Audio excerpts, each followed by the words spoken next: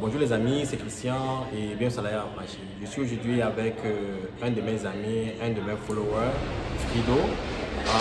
Il a investi dans les crypto-monnaies, ça fait environ, vous avez dit 2 ans, et il a eu la malveillance de se faire arnaquer comme plusieurs ici au Cameroun.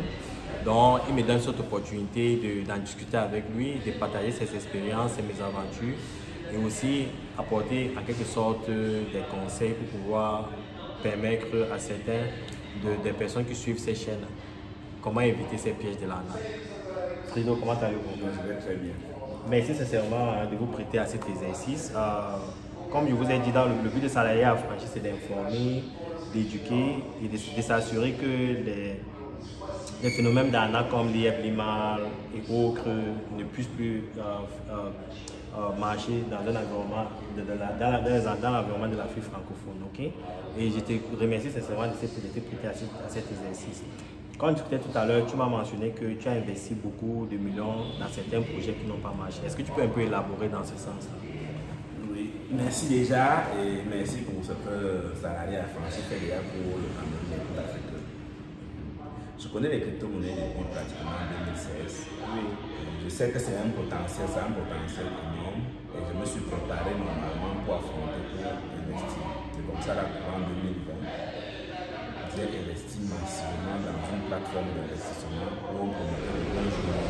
Oui, on promettait de pratiquement 3% jour. 3% par jour, oui. Sauf que pour savoir si ça marche, j'ai d'abord mis un peu.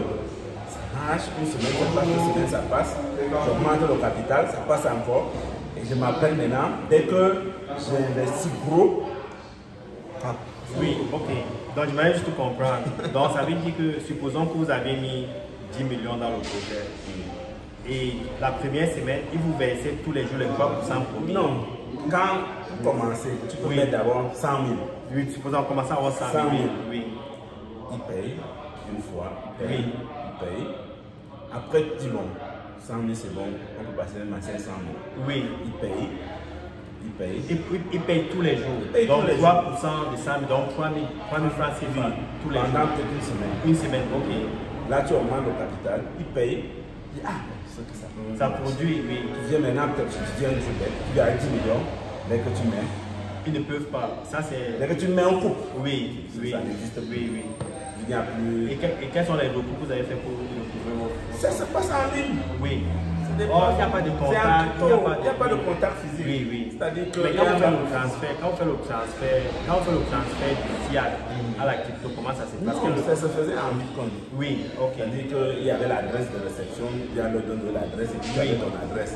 Donc tu déposes dans son adresse, après tu déposes dans ton adresse. Waouh. Après, ça a commencé après 5 jours, c'était un truc comme ça. Oui. Et ça, on peut avoir le nom de la plateforme? Oui, c'était Tamirano Invest. Ok. Tamirano Invest. Ok. C'est un fameux nom que j'avais oublié. Oui. Et Tamirano Invest a existé pendant combien de temps? Du moins, à ce que je sache, je peux dire 6 mois. 6 mois après, ils ont disparu. Puisque quand on t'a déjà scanné, la plateforme existe toujours pour d'autres. Oui. C'est-à-dire que c'est ta page qui est fermée. Bon, tu n'as pas les moyens pour fermer. Tu vois comment peut-être les groupes Telegram, ça marche. On t'a déjà exclu de tous les groupes. Tu es déjà sorti et puis tu es là, tu vois, tu ne peux rien faire. Et le groupe existe toujours? Non, ils ont fermé. Le site a été fermé. Et en plus de ça, il y a d'autres où on parle des signaux de trading. Vous savez comment MLM. On dit que bon voilà, tu vas trader ceci, cela. Tu dois copter les gens pour que ça soit rentable. J'ai été mangé dans tout ça. Oui. Mais en tout cas, comme pendant la formation, la conférence qu'on a eu à Douala récemment, il disait que ça fait partie de du cours de formation. Ça fait partie des dépenses qu'on effectue pour la formation. Ce qui est certain avec cette expérience-là, j'espère en tout cas, vous ne vous ferez plus arnaquer dans ce sens-là. Avec les formations que j'ai reçues le jour, les salariés affranchis des disponibles, je pense que c'est difficile. N'est-ce pas? Ce qui me motive maintenant, c'est barrer la route à cette plateforme pour ce qui m'est arrivé, que n'arrive plus jamais à cette plateforme. Justement, c'est le but des salariés affranchis. Parce que si je n'avais pas eu les meilleurs services, comment je pourrais suffire? C'était violent. Oui, je comprends, j'imagine. Ceux qui me connaissent vont savoir de quoi je parle. Oui.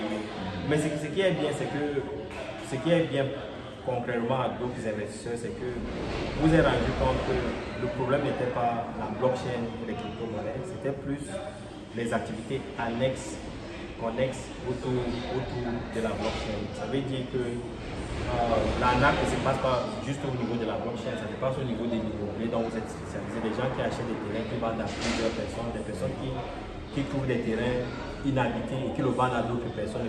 Donc l'arnaque existe dans tous les sens, mais dans le fond, les fondamentaux de la blockchain existent. Les fondamentaux de la blockchain changeront. C'est ça le focus de tout investisseur. Je suis vraiment désolé pour votre mésaventures. Et maintenant, quels sont vos objectifs dans le futur par rapport à la blockchain? Vous n'êtes pas toujours découragé par rapport à cette aventure-là, ou bien vous connectez, ou bien vous associez la blockchain, les crypto-monnaies à l'arnaque, ou bien c'est toutes ces deux choses? Non, je pense que je suis investisseur dans l'arnaque. Oui. C'est pas le seul business, c'est pas la seule fois que je perds de l'argent.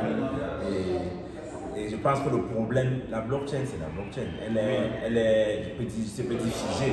Oui. C'est-à-dire que c'est maintenant l'usage qu'on fait autour qui crée l'arnaque. Sinon, la blockchain, c'est inévitable aujourd'hui que c'est quelque chose, c'est l'avenir. Oui.